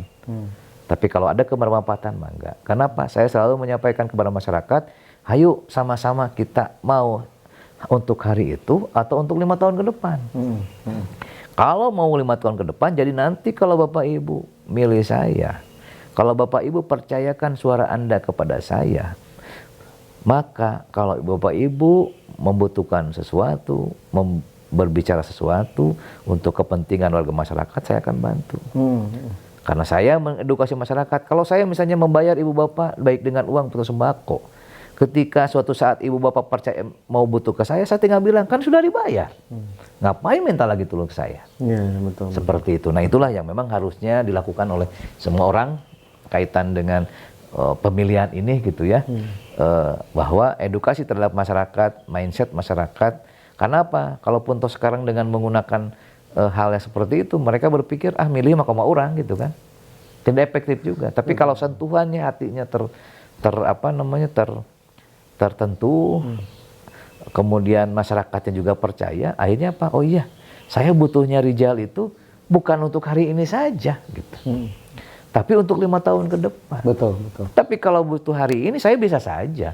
Berapa kita transaksi kan begitu. Tapi kan itu sama dengan nyogok lah, Betul, begitu ya. betul. Saya Money tidak ingin politik. money politik. Nah ini saya berupaya bagaimana masyarakat ini lebih cerdas, lebih pintar begitu ya, lebih ini lagi untuk menentukan posisi karena sikap ataupun juga di bilik suara itu hanya 5 menit untuk 5 tahun ke depan itu adalah menentukan nasib. Betul, betul. Kalau kita sekarang hanya dikasih sembako mungkin sehari itu habis. Kita dikasih uang sehari itu juga habis. Tapi bagaimana nasib kita ke depan seperti apa sehingga kadangkala saya menyatakan alhamdulillah saya selama 2 periode tidak banyak yang datang ke saya. Tidak banyak yang nagih ke saya karena saya tidak pernah janji. Apalagi tadi berkenaan dengan setiap saya kunjungan segala macam, mana yang merahnya, mana yang birunya. Oh jangan. Ibu atau bapak mau itu atau mau 5 tahun ke depan. Nah ketika pola pikir mindset masyarakat dibuat seperti itu, akhirnya berpikir oh iya kita kan bukan untuk hari ini, tapi 5 tahun ke depan kita punya sebuah pemikiran bahwa masyarakat itu harus dicerdaskan dengan hal yang seperti itu. Sehingga saya kan kehidupan saya biasa-biasa saja. Kenapa? Karena ketika kita menjadi anggota legislatif, maka kita harus mengakapkan diri kita, waktu kita untuk masyarakat. Bukan diwakilan, hartanya diwakilan, miliknya diwakilan, bukan. Tapi justru perwakilan aspirasi masyarakat yang menjadi utama dalam kerja kita sebagai wakil rakyat. Apalagi kita sudah disumpah harus mementingkan kepentingan masyarakat, kepentingan pribadi ataupun juga golongan. Itu yang memang selama ini alhamdulillah qadarullah, karena jabatan adalah amanah, jabatan adalah titipan, dan jabatan bukan segala-galanya. Suatu saat bisa dicabut oleh Allah ketika memang kita tidak benar. Gitulah. Oke. Nah, Mang Haji sekarang tadi itu perjalanan ya ketika sebagai anggota dewan tuh harus bagaimana gitu kan, seperti itu kan. Tadi target suara berapa sih dulu? Oh iya, saya lupa. Sebetulnya saya awal 2014 mencalonkan dengan segala keterbatasan dan juga biaya begitu ya. Saya hanya coba ikhtiar. Memang target sih tinggi ya, kurang lebih. Pinginnya waktu itu 10.000 lah ya, 10.000 sampai 15.000. Bahkan tim saya waktu itu mentargetkan untuk di kecamatannya saja bisa 5.000 lah gitu. Kemudian saya waktu itu kan hanya ada di 5 kecamatan dan saya fokus di Bacip yang sudah saya kerjakan. Jadi ketika saya jadi ketua Golkar kecamatan, saya diperintah oleh DPD Golkar untuk melaksanakan karakter des. Konsolidasi dan karakter des. Apa karakter des itu apa? Jadi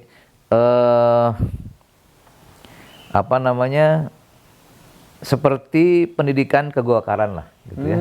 Di tingkat desa atau kelurahan. Dikpol lah gitu. ya, pendidikan politik ya. Pendidikan politik. Jadi apa itu Golkar, apa itu jadi saya buat kegiatan tahun 2010 karakter des di 6 kelurahan. Dan pesertanya alhamdulillah waktu itu kurang lebih dengan kemandirian Partai Golkar waktu itu. Sekarang kalau dulu makan enak, kalau makan terpisah. Itu saya pesertanya 200 sampai 250 per kelurahan. Tahun 2010, dan saya coba berkomunikasi dengan berbagai keterbatasan saya. Jadi saya sebarkan stiker saya. Dari saya itu stiker saya sudah tersebar itu tahun 2010 sebetulnya. Tapi belum pakai baju Golkar gitu, belum? Pakai Golkar. Oh, pakai Golkar. Ya, maksudnya itu saya sebarkan ke kurang lebih peserta 200 sampai 250 per kelurahan. Itu terjadi beres, saya sebagai ketua partai. Dan qadarullah ketika saya maju tahun 2014 di pemilu Babakan Ciparai, saya tidak bagi-bagi apa-apa, hanya perjuangan, dan itu suara saya di Babakan Ciparai 1578. Berarti kalau itu kan berbanding lurus dengan tadi ya. Kalau misalnya antara 200 sampai 250 kali 6 kan 1.500 lah gitu ya. Itu. Dan memang kemudian di yang lain saya banyak kegiatan di Astana Anyar, di Bojong Wakaler, gitu segala macam. Bahkan Astana Anyar ditargetkan 5.000, saya hanya dapat 990, tidak 1.000. Di Bojong Wakaler juga saya banyak kegiatan di sana, karena tim saya banyak di sana, saya dapat berapa ya, 1.200 gitu segala macam. Seribuan. Jadi total saya sebenarnya dari target saya itu paling tidak tadinya berharap mudah-mudahan bisa 10.000, saya hanya dapat 4.700. Dan itu alhamdulillah sudah mengantarkan Mang Haji Ya. menjadi DPD. Dan memang perbedaannya jauh dengan yang di bawah saya, padahal itu senior-senior semua. Gitu ya. Dari posisi kedua oleh senior saya itu saya bedanya 2.000. 2.500, 2.000 lah gitu ya. 2.000-an lah bedanya. Jadi jauh. Jadi saya posisi persatu dengan nomor urut 5. Nah, posisi keduanya adalah nomor urut 1, bedanya 2.000-an. Kemudian nomor 3 bedanya jauh lah, ke sana mah jauh lah begitu ya.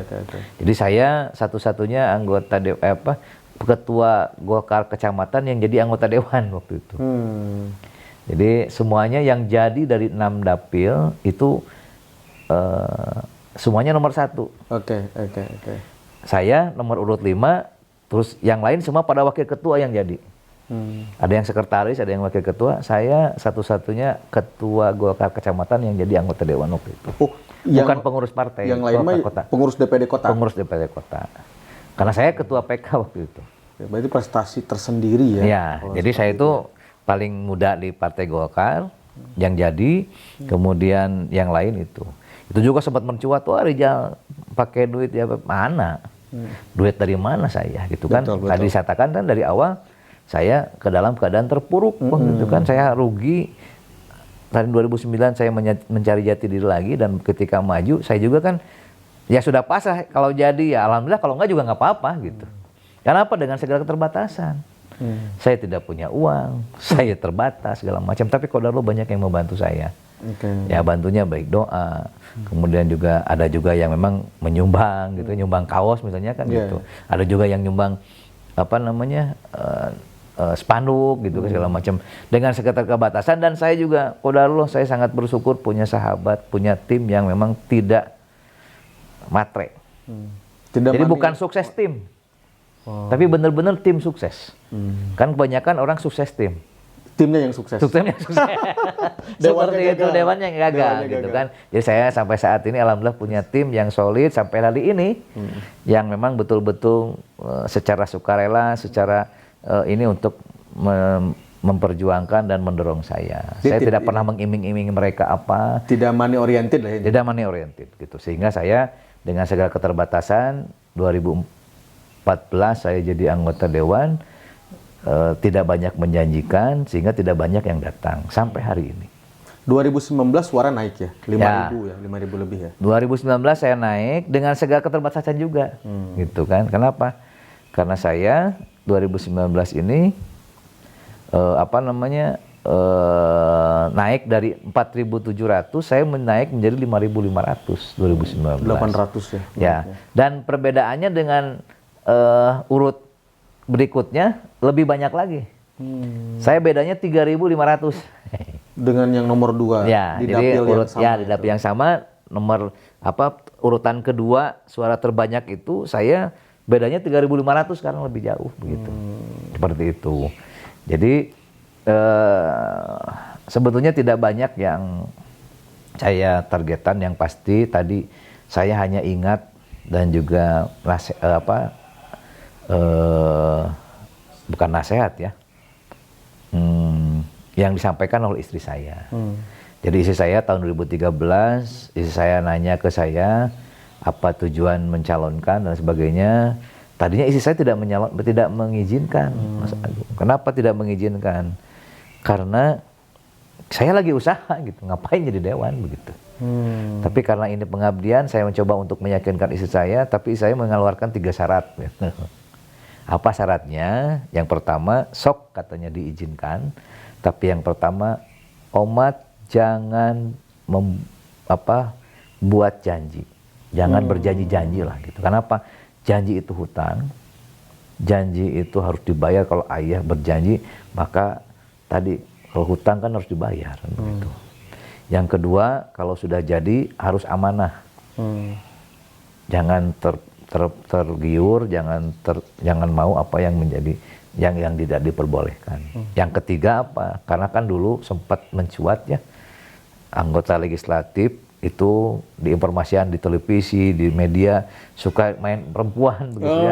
Bahkan katanya kalau di pusat itu ada yang suka udah tahu-tahu dimasukin aja perempuan itu ke kamar-kamar gitu. Karena istri saya itu saya sampaikan, Omat, kalau ayah dipercaya sebagai anggota dewan, jangan nikah lagi. Seperti itu yang memang terngiang-ngiang oleh saya katakan bahwa saya jadi anggota dewan bukan untuk mencari perempuan. Saya jadi anggota dewan bukan untuk mencari kekayaan. Dan saya jadi anggota dewan bukan untuk pribadi saya. Kenapa? Kalau untuk pribadi saya, untuk makan minum saya udah cukup lah begitu ya. Tapi makanya saya selalu berupaya kebermanfaatan saya terasa, kebermanfaatan saya ada manfaatnya buat warga masyarakat, sehingga tadi bicara hal yang tadi itu menjadi amanat saya yang harus saya pegang, gitu kan. Bukan berarti kita menyalahi sunnah gitu ya, bahwa ini boleh itu, tapi kan saya menjaga marwah bahwa kesetiaan adalah yang paling utama. Komitmen juga adalah yang paling utama, amanah yang memang itu harus saya laksanakan sebagai wakil rakyat, yang memang itu yang menjadi prinsip saya. Terutama tadi saya juga kadang sekarang setelah jadi diamanatkan tidak berpikir dia milih saya atau tidak. Ketika dia butuh bantuan, ya saya harus bantu kan begitu. Walaupun ada tim saya juga, kalau saya ada yang minta bantuan ke saya, dia berpikir, wah tong dibantuan, dia mah golongan ini, dia mah itu, dia itu. Saya nggak berpikir begitu. Selama saya dibutuhkan oleh masyarakat, ya mah nggak. Urusan pilihan tergantung hati nurani masing-masing kan begitu. Karena saya tidak berpikir ke sana, yang penting paling tidak saya bisa berbuat masyarakat, dirasakan oleh masyarakat, dan dibutuhkan oleh masyarakat. Terlepas banyak yang berkata, Mang Haji itu mah jangan dibantu karena dia tidak milih Pak Haji, tidak milih Mang Haji, dia mah partai anu. Oh kenapa? Dia warga saya, dia harus saya bantu, dia ada kesulitan. Masalah pilihan kan balik lagi kepada dia. Kalau dia terasa ke saya mungkin milih saya, kalau enggak ya sudah, nggak apa-apa. Yang penting saya sudah berbuat baik terhadap dia. Saya tidak butuh dia membalas saya. Yang pasti kebermanfaatan saya dirasakan oleh warga masyarakat. Itu saja prinsipnya saya itu. Jadi sehingga saya sekarang turun juga di daerah saya di sini. Dulu tidak banyak yang milih saya di sini. Padahal saya warga sini. Saya akhir di sini. Saya rumahnya di sini. Tapi mereka tidak tahu. Ketika saya sudah tahu, mereka pada malu ke saya. Aduh, saya dulu kehalangan, dulu segala macam. Tapi sekarang insya Allah, mudah-mudahan dengan izin Allah, mereka tergerakkan hatinya, begitu ya. Saya sudah berbuat banyak, tapi saya juga tidak terlalu mengharapkan apa yang mereka, misalnya contoh take and give lah seperti itu ya. Saya sudah memberikan, itu seperti apa? Ya silakanlah, semua serahkan kepada masyarakat, dan ini juga semua atas izin Allah. Allah mengizinkan saya jadi lagi, insya Allah begitu ya. Dan ini tentunya menjadi bekal saya, paling tidak bukan hitungan suara yang saya inginkan, tapi adalah amal kebaikan yang mungkin insya Allah itu yang lebih bermanfaat buat masyarakat. Itu mungkin Mas Agung prinsip saya yang memang kadangkala saya tidak berpikir transaksional. Ketika saya berbicara transaksional, akhirnya apa? Berhitung suara. Ya, tapi saya berpikir adalah kebermanfaatan saya buat masyarakat. Ketika saya memang masih dibutuhkan oleh masyarakat, ya pilih saya. Tapi kalau tidak bermanfaatan, jangan pilih saya. Apalagi saya tidak baik, punya sifat tercela, perilaku saya memang ini terus lupa, gitu kan, sepertinya tadi. Karena apa? Saya selalu menyampaikan kepada masyarakat, jangan berprinsip seperti pil KB dan pilkada begitu. Apa itu Mang Haji? Nah, kenapa? Karena pil KB itu kan masyarakat berpikir pil KB apa? Ibu-ibu, kalau pil KB itu kalau lupa pasti jadi. Lupa memakan obat pil KB-nya pasti jadi. Kenapa? Karena lupa kan makan pil KB. Tapi kalau disebut pilkada atau pileg, kebanyakan kalau sudah jadi malah lupa. Jadi kebalikannya gitu kan. Nah ini yang saya tidak ingin menjadikan image bahwa tidak semuanya Dewan itu kan seperti itu. Betul. Makanya saya selalu berprinsip, kadang apa masyarakat itu. Jadi seolah-olah Dewan itu tadi dari awal saya sampaikan, Dewan itu seperti banyak duit. Kenapa? Karena kadang berprinsip ke masyarakat itu. Contoh dalam satu RW, majelis taklim segala macam. Kalau ngundang anggota Dewan pasti ngasih proposal. Kalau kita proposalnya tidak di ACC, maka kita tidak dikasih undangan, bahkan tidak dikasih mic. Tapi kalau majelis taklim, RW, ataupun juga RT ngundang anggota Dewan, ngundang camat atau ngundang lurah, kan tidak pernah diminta proposal, tidak pernah diminta duitnya. Atau kalaupun toh diminta nggak ada anggaran, tapi mereka tetap diundang dan dikasih mic. Tapi ke anggota Dewan yang jelas notabene di awal saya sampaikan ada 3 fungsi penganggaran, nganggarkeun masih kena dipenta gitu kan kasarnya. Kan saya nu nganggarkeun teh gitu kan, Dewan yang nganggarkeun. Tapi ketika di masyarakat kita mah tidak ada apa-apanya gitu kan, seolah-olah ada di jama tuh nyumbang, terus diberi mic kan seperti itu. Karena misinformasi ya. Misinformasi. Jadi seolah-olah bahwa padahal anggarannya dari kita juga yang untuk mereka, tapi kadang-kala di jama tuh nyumbang, udah nggak usah dikasih mic, nggak usah dikasih sambutan. Tapi camat lurah mah ketika ada kegiatan pasti ada sambutan. Padahal kan jabatan dan kedudukannya tinggi kita. Seperti itulah. Itulah makanya tadi dalam berpolitik itu tidak ada yang abadi lah ya. Kawan juga tidak ada dalam perpolitikan ini semuanya dinamis lah gitu ya. Baik sekarang mau pilpres gitu ya. Baik ini kan hanya pesta demokrasi 5 tahun sekali. Jangan dijadikan perbedaan ini menjadi sebuah perselisihan, tapi perbedaan ini menjadi sebuah pembelajaran buat kita gitu kan, bahwa memang ini adalah nikmat Allah yang harus kita syukuri, yang harus kita jalani, yang tentunya bukan untuk jadi perpecahan. Karena perbedaan kita pecah. Jangankan dengan masyarakat, dengan keluarga sendiri juga kita malah jadi pasea lah gitu, karena beda pilihan gitu kan. Makanya ya saya berharap bahwa masyarakat ini untuk 5 tahun ke depan untuk menentukan sesuai hati nurani, karena nasib bangsa ini ditentukan oleh suara walaupun kita hanya satu begitu. Semuanya sama gitu. Siap. Yang terakhir Mang Haji, Komisi A itu meliputi apa saja sih? Oh iya. Yang terakhir. Belum tadi lupa nggak apa-apa. Di awal. Jadi qadarullah memang saya dipercaya oleh partai untuk menduduki di Komisi A, dan qadarullah dari berbagai fraksi yang ada di DPRD itu saya dipercaya menjadi ketua komisi. Jadi Komisi A ini sebetulnya adalah jantungnya. Kenapa saya katakan jantungnya? Karena ini menyangkut semua komponen pemerintahan. Karena bicara pemerintahan itu berarti semuanya kan. Pemerintah Kota Bandung berarti semua, dari mulai wali kota sampai ke lurah begitu. Jadi itu semuanya masuk ke dalam pemerintahan. Yang kedua adalah urusan kepegawaian. Karena berbicara kepegawaian berarti PNS, ASN yang ada di Kota Bandung semua adalah di aparatur sipil negara. Aparatur itu mitra Komisi A. Jadi semuanya, makanya saya katakan jantungnya. Jadi ASN aparatur juga, kepegawaian segala macam itu mitra kerja Komisi A. Kemudian urusan keamanan dan ketertiban. Jadi secara vertikal maupun horizontal kita memang urusan masalah keamanan dan ketertiban, tentunya itu kalau misalnya di kedinasannya kita tentunya bersama satu PP gitu ya, masalah keamanan ketertiban. Tapi bicara ke vertikalnya ada bisa kejaksaan, bisa kepolisian, bisa Kodim, itu adalah salah satu masalah keamanan ketertiban yang menjadi mitra kerja kita. Kemudian masalah aset. Aset juga sama, yang tentunya tadi salah satu mitra kita adalah aset di BKAD. Jadi kaitan-kaitan aset pemerintah Kota Bandung kan itu jantungnya juga. Betul. Itu kan. Jadi semuanya memang jantungnya Komisi A ini menyangkut secara keseluruhan masalah urusan itu. Nah, kemudian juga kalau kaitan aset berarti kan dengan pertanahan. Nah, pertanahan juga salah satu yang memang kita bisa salah satu menjadi mitra vertikal kita kan seperti itu. Kemudian masalah perizinan. Ini juga kan jantungnya juga. Sebelum kita berbuat sesuatu, mau membangun segala macam kan harus izinnya dulu. Jadi intinya Komisi A ini sangat universal lah ya. Jadi perizinan dulu, kita mau bangun rumah kan harus ada IMB-nya dulu. Kita membangun, kita mau buat apa harus ada izinnya dulu. Nah, itu masuknya di situ. Nah itulah, terus kemudian juga mitra kerja kita adalah Kesbangpol. Nah, Kesbangpol juga sama, dalam berpolitik dan segala macam kan di bawah Kesbangpol.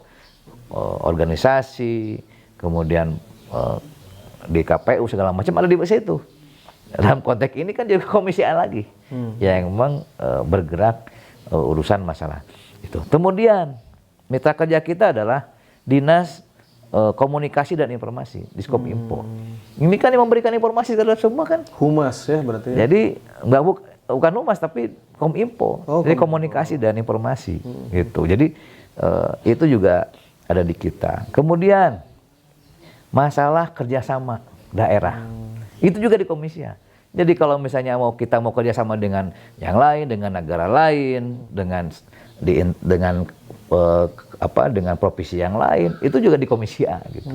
Jadi komisi A ini sangat universal. Jadi urusan masalah kerjasama baik B2B atau G2B itu juga melibatkan komisi A dalam rangka untuk melihat sampai sejauh mana kebermanfaatan untuk Kota Bandung. Misalnya contoh dengan Australia, dengan Korea, dengan segala macam, memang jadi sister city.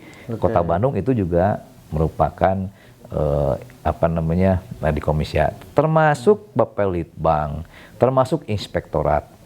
Kenapa inspektorat? Karena tadi yang mengawasi dan ini kaitan dengan administrasi di pemerintah Kota Bandung itu inspektorat.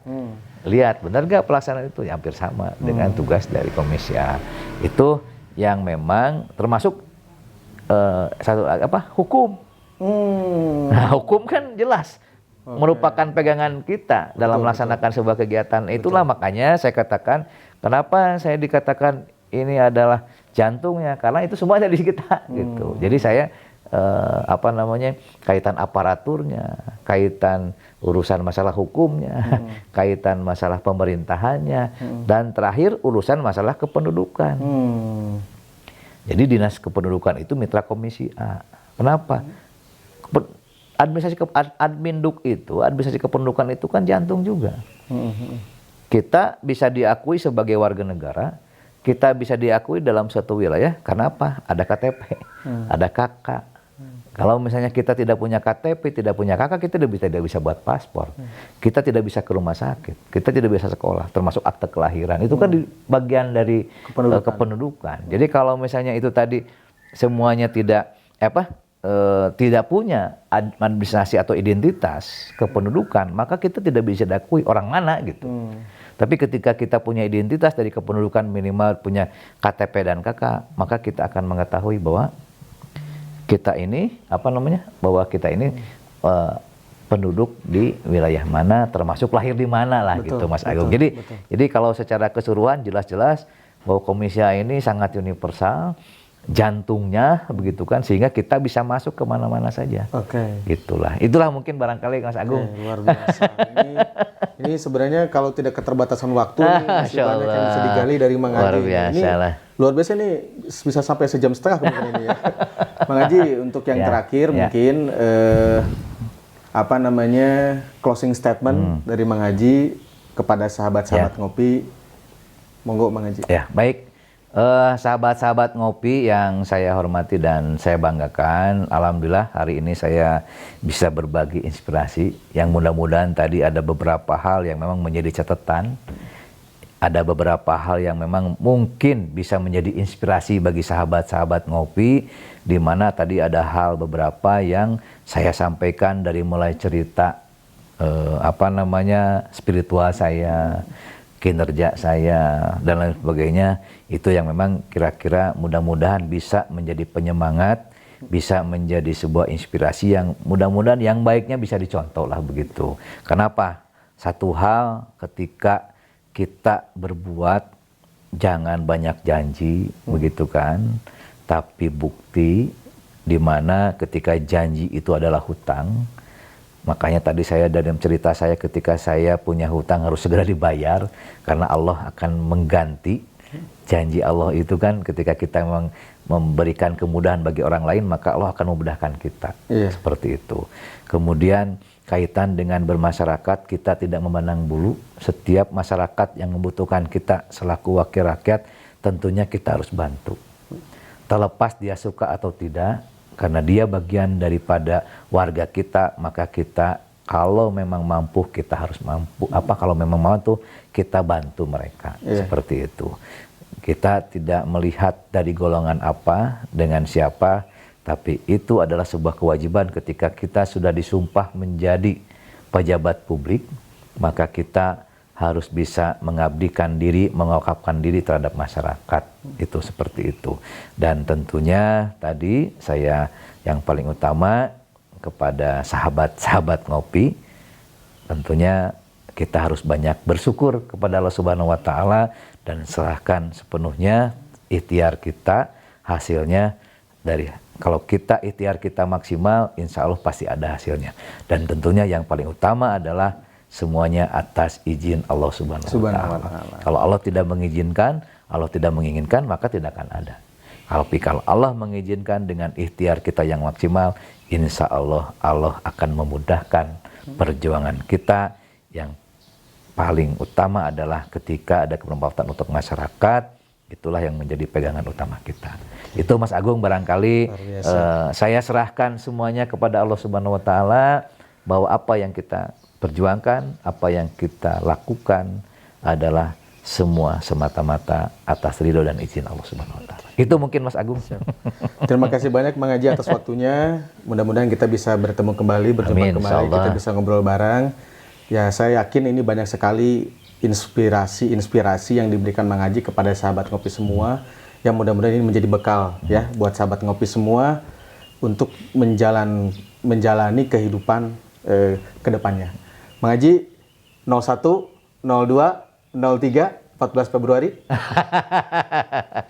Saya Stop Mang Haji, jangan dijawab. Nanti tunggu di bilik suara. Sekian dari kami. Wal minkum. Wallahul muwaffiq ila aqwamit thoriq. Wassalamualaikum warahmatullahi wabarakatuh. Waalaikumsalam warahmatullahi wabarakatuh. Mang Haji, aduh.